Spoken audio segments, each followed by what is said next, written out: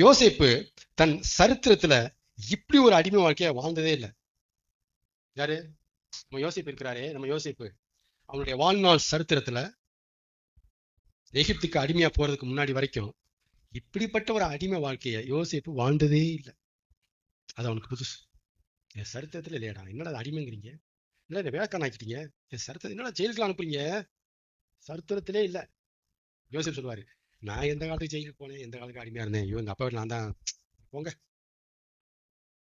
யோசேப்பு தன் வாழ்நாள் சரித்திரத்துல இப்படி ஒரு அடிமை வாழ்க்கைய வாழ்ந்ததே இல்லை. ஆனா அதன் விளைவு எப்படி இருந்துச்சு அப்படின்னா, யோசேப்பு தன் வாழ்நாள் சரித்திரத்துல இப்படி ஒரு ராஜ வாழ்க்கைய வாழ்ந்ததே இல்லை. அப்படிதான் இருந்துச்சு. அது முடிவு அப்படிதான் இருந்துச்சு. ரெண்டுமே யோசேப்பு டெஸ்ட் பாக்குறாரு. என்னடா அது இப்படி ஒரு அடிமை வாழ்க்கை வாழ்ந்ததே இல்லை, இவ பார்த்தா இப்படி ஒரு ராஜ வாழ்க்கை வாழ்ந்தது இல்லையே, நான் என்னத்தோட அதிகாரம் பண்ணு, எல்லாம் எனக்கில இருக்கிறாங்க, நான் சொன்னதான் நாயே நாக்க அசைக்குமாமே, ராஜ வாழ்க்கை வாழ்ந்துட்டு இருக்கிறோம். இதுல முடிவு அப்படி இருந்துச்சு. மோசேயை பொறுத்த வரைக்கும் அருமையான அரண்மனையை விட்டு பாடாதியான இந்த வனாந்தரத்துக்கு தன் வாழ்க்கை மாறிவிட்டதே நினைச்சான். வனாந்தரத்துல அவன் ஆடு மாடை குளிப்பாடிக்கிட்டு ஆடுகள் போட்ட கழிவு எடுத்து போட்டுக்கிட்டு மேட்டு கூடயே யோசிச்சு பாருங்க, எங்க பார்த்தாலும் ஆடு சத்தம், என்னடா ஒரே ஆடு சத்தமா கேக்குது, சத்த புதுசா இருக்கடா. வனாந்தரத்துல மோசே வாழ்ந்த போது மோசையை பொறுத்த வரைக்கும் அவர் மனசு என்ன ஓடிச்சுன்னா, எப்படிப்பட்ட அரண்மனையை விட்டு அந்த வாழ்க்கையை விட்டுட்டு இப்படி பாடாதியான இந்த வனாந்தரத்துக்கு வாழ்க்கை மாறிடுச்சாப்பா, இதை நினைக்காம செத்துக்க மாட்டேன், இது மனசுல வராம செத்துருக்க வாய்ப்பே இல்லை. வனாந்தரத்துல போய் சிக்கும் போது மோசே மனசுல அப்படியே ஒரு ஆடு சத்தம் கேட்கும், ஐயோ நான் ஆடு மேய்க்கிறனால மாத்துக்கடா, நான் ஆடு மேய்ச்சிட்டு இருக்கிறேனே, கத்த நல்லவர். ஆனா கவனிங்க, இங்கதான் மேட்டர் இருக்கு. ஆனா மோசையை பொறுத்த வரைக்கும் அப்படி, ஆனா தேவனை பொறுத்த வரைக்கும் ஊழியத்துக்கு அவனை ரெடி பண்ணிட்டு இருந்தாரு. என்ன பண்ணிட்டு இருந்தாரு? மோசே ஒரு மினிஸ்ட்ரி இருக்கு, அதுக்கு நீ ரெடி ஆகணும் தம்பி அப்படின்னு தேவன் மோசைய ரெடி பண்ணிட்டு இருந்தார். எப்படி இருந்தனா இப்படி ஆயிட்டனே அப்படிங்கிறதா மோசையோடைய வருத்தம்.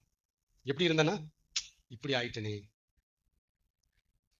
நான் பார்வோன் குமாரத்தி ராஜகுமாரத்தினுடைய பிள்ளைடா, அரண்மனையில என்ன, ஐயோ நான் போய் எங்கேயும் படிக்க தேவையில்லை, எனக்கு ஈகத்தின் சகல சாஸ்திரங்கள் வேணும்னா குருமார்கள் வீட்டுக்கு வந்துருவாங்கடா, நான் இருக்கடா எங்க டியூஷன் போனோம், சொன்ன சாப்பாடு மதியம் டேபிள் இருக்குமாடா, என்ன ட்ரெஸ், என்ன அணிகலன்கள், எத்தனை பேர் சர்வெண்ட், நான் ராஜகுமாரன்டா, நான் ராஜகுமாரன், பார்வோனுடைய குமாரன்டா, பார்வோனுக்கு பேரப்பில்ல, குமாரத்திக்கு மகன்.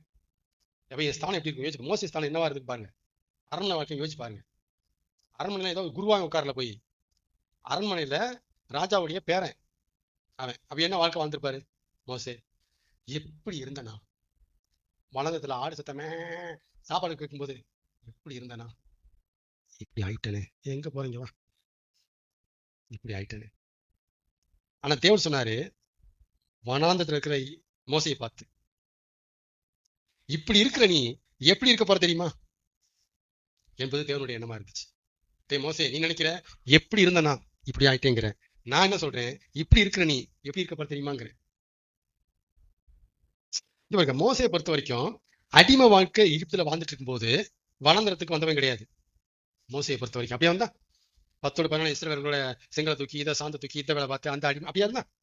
அரண்மனை வாழ்க்கையை விட்டு அவன் வனாந்தருக்கு வந்தனாலதான் இந்த கவலை, இந்த எண்ணம் ஓடுது அவனுக்கு, இதெல்லாம் ஓடி இருக்கணும், மனுஷன்னா வந்திருக்கணும், இப்படி ஓடுது, இப்படி ஆயிட்டான். உயிர் பயம் மோசைய அரண்மனையை விட்டு வனாந்தரத்துக்கு தள்ளுச்சு. ஏன் மோசே, நீ ஏன் மோசே அரண்மனை விட்டு வந்த மோசே? உயிர் பயம், பார்வன் தெரிஞ்சா கொண்டு வரல, நான் தான் ஈப்தினை கொன்னேன்னு தெரிஞ்சு போச்சே, தெரிஞ்சு போச்சுன்னு எனக்கு தெரிஞ்சு போனீங்க, ஓடியா போயிட்டல. அப்ப எது அரண்மனையை விட்டு மோசைய வனாந்தரத்துக்கு தள்ளினது, துரத்தினதுன்னா எது? உயிர் பயம். மொட்டை பயம் இல்ல, என்ன பயம்? உயிர் பயம். ஆமென். ஆனால் ஊழியத்திற்கு மோசைய ரெடி பண்ண, அவன் வனாந்தரத்துக்கு வருவதற்கு அதுதான் தேவன் எடுத்த டூல். என்ன சொன்னேன் முடிச்சலாமா? அதுதான் தேவன் எடுத்த டூலு. எதுதான்? உயிர் பயம்தான் தேவன் எடுத்த டூலு. இப்ப மோசே வனாந்தரத்துக்கு வரணும், அதாவது வனாந்தரத்துல மோசையே ஊழியத்துக்கு ரெடி பண்ணணும், அதுக்கு மோசே வனாந்தரத்துக்கு வரணும், அதுக்கு எகிப்துல அவன் ஒரு கொலையை செய்யணும், அது நிமித்தம் அவனுக்கு உயிர் பயம் வரணும், உயிர் பயம் வரது நிமித்தம் வனாந்தரத்துக்கு வந்தாகணும். அவனை இப்ப வனாந்திரத்துக்கு கூப்பிட்டாகணும். ஆமென். யோசேப்பை எகிப்துக்கு கூப்பிட்டாகணும். அதுக்கு என்ன செய்யணும்? அண்ணன்மார்களை சந்திக்க போகணும். அதுக்கு என்ன செய்யணும்? அண்ணன்மார்கள் குழியில போடணும். அப்புறம் என்ன செய்யணும்? எகிப்தை வித்துறணும். ஆமென். அப்ப உயிர் பயத்தை வச்சு வனாந்திரத்துக்கு அவனை வர வைக்கணும். இதுதான் தேவனுடைய மாஸ்டர் பிளான். அப்படியே யோசிக்க நோக்கி நடந்துச்சு. ஏங்க வனாந்திரத்துல இருக்கும்போது, வனாந்திர லைஃப் ஸ்டைல இருக்கும்போது ஏன் அவனை வனாந்திரத்துக்கு வரணும் மோசே? அரண்மனையிலேருந்தே போய் ஆண்டவரை ஊழியத்துக்கு அழைச்சிக்கலாம்ல. ஏன் மோசே வா, பாருங்க சகோதரர் எவ்வளவு கஷ்டப்படுறாங்க பாரு, ஊழியத்துக்கு கிளம்பு, சிந்திக்கலாம்ல. எனத்துக்கு வனாந்திரத்துக்கு மோசே வர வச்சு அப்புறம் ஊழியத்துக்கு கூப்பிடுறாரு அப்படின்னா கவனிங்க, வனாந்தர லைஃப் ஸ்டைல இருக்கும் போதே யாரையாவது அனுப்புங்கன்னு சொன்னவன். என்னை விட்டுருங்க, யாரையாவது அனுப்புங்க அப்படின்னு சொன்னவன் தான் அந்த மோசே. எங்க இருக்கும்போது வனாந்தரம், உன்னை விட்டு வேற இடத்துக்கு வேற வேலைக்கு வேற ஜாப் கொடுக்குறேன்டா அப்படின்னு சொன்னா யாரையாவது அனுப்புங்க. அந்த ஆறு மாடி மேய்ச்சிட்டு போறேன். இவன் இப்படி இருக்கிறனால போய் அரண்மனையில ராஜ வாழ்க்கை வாழ்ந்துருக்க மோசைட்ட போய் வாடா, உன்னை எகிப்து இருக்க ஜன இஸ்ரேல் ஜனங்களை நானு வனாந்தரோட கூட்டு போய் அப்படின்னா ஐயா வேலைக்காங்கம்மா அப்பா யாரும் வந்து பேசுறா பாருன்னு சொல்லிட்டு போயிட்டே இருப்பான். வரமாட்டான். அதுக்கு தான் தலைவர் எங்களுக்கு இருக்கு, வா வா வா வா வா வனாந்தரத்துல வச்சு இவ கூப்பிடுறாரு, வாடா அப்படிங்கிறாரு. ஆமேன். கர்த்தர் நல்லவர். அடிமையாக எகிப்து தேசத்துல தம்முடைய ஜனங்களை கவனிங்க, அடிமையாக முடிச்சிருவோம். அடிமையாக எகிப்து தேசத்தில் இருந்த தம்முடைய ஜனங்களை கானான் தேசத்துக்கு கொண்டு போக மோசேய தேவன் ரெடி பண்ணினார். முக்கியமான சத்தியம். அடிமையாக எகிப்து தேசத்தில் இருந்த தம்முடைய ஜனங்களை கானான் தேசத்துக்கு கொண்டு போறதுக்கு மோசேங்கிற ஒருத்தனை ரெடி பண்ணினார். ஆமென். பரதேசிகளாக கூடார வாசிகளாக சஞ்சரித்து கொண்டிருந்த, கானான் தேசத்தில் சஞ்சரித்து கொண்டிருந்த தம்முடைய ஜனங்களை எகிப்து தேசத்துக்கு கொண்டு போக யோசேப்பை ரெடி பண்ணினார்.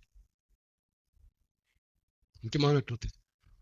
மோசே எதுக்கா ரெடி பண்ணார்னா எகிப்துல இருந்து மீட்டு கானான் தேசத்துக்கு தள்ளி விடணும். யோசேப்பை ஏயா ரெடி பண்ணார்னா கானான் தேசத்துல பரதேசிகளா கூடாரவாசிகளா ஒரு இருக்க இடம் இல்லாதவங்களா டென்ட் போட்டு வாழ்ந்து கொண்டிருக்கிற தம்முடைய ஜனங்களை எகிப்து தேசத்துக்கு தள்ளி விடணும்.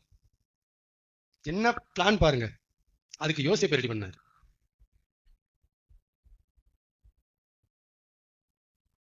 நீ கிழக்கு மேற்க எல்லாம் நடரா, அப்புறம் சொல்றாரு எல்லாம் உனக்கு தான் அப்படின்ட்டு எங்க வச்சு சொன்னாரு? கானான் தேசம். அங்கதான் இருக்கிறான். அப்புறம் அங்கதான் இருக்கிறாரு. ஆனா சுதந்திரமா கொடுக்கல. பரதேசி அங்க வாழ்றாரு. அங்க அப்படிதான் அந்நியனா வாழ்ந்துட்டு இருக்காங்க, சுதந்திரமா கொடுக்கல. வாக்கு தத்தம் பண்ணப்பட்ட தேசத்திலே அவர்கள் பரதேசிகளாய் வாழ்ந்தார்களாம். எபிரேயர்ல எழுதப்பட்டிருக்கும். அங்கதான் வாழ்றாங்க. அதுதான் வாக்கு தத்தம் பண்ணப்பட்ட தேசம். ஆபிரகாம் இருக்கிறாரு, ஆனா சொந்தமா இல்ல. இங்க இருந்து எடுத்து எகிப்துக்கு தள்ளினாரு, அங்க இருந்து எடுத்து இங்கே கொண்டு வராரு. இதுக்கு 2 பேர் தேவைப்பட்டாங்க. முதல் ட்ரெண்டுக்கு யோசேப்பு, 2வது பாட்டுக்கு மோசே. இப்படி செய்யறார் தேவன். இதான் பிகைண்ட் ஸ்கிரீன். கர்த்தர் நல்லவர். அவர் தீட்டின திட்டத்தை நிறைவேற்றுவதற்கு மோசைக்கே தெரியாம யோசேப்புக்கே தெரியாம அவங்களை அவர் தயார் பண்ணார் என்பது ஆச்சரியமான விஷயம். அவங்களுக்கே தெரியாது. மோசைக்கு தெரியுமா? வனாந்தரத்துக்கு போகும்போது இதுக்கப்புறம் பாரு என்ன ரெடி பண்ணிட்டு அப்படியே எகிப்து ஜனங்களை தெரியுமா? அவனுக்கு ஏதாவது தெரியுமா? எதுவுமே தெரியாது. ஆளை பொறுத்த வரைக்கும் அரண்மனையில வாழ்ந்தோம், ஒரு கொலை பண்ணிட்டோம், உயிர் பாய்ந்தோம், வளர்ந்து போயிட்டோம், இப்ப நம்ம ஆடு வச்சுட்டு இருக்கோம். இதுதான் அவன் தெரிஞ்சது.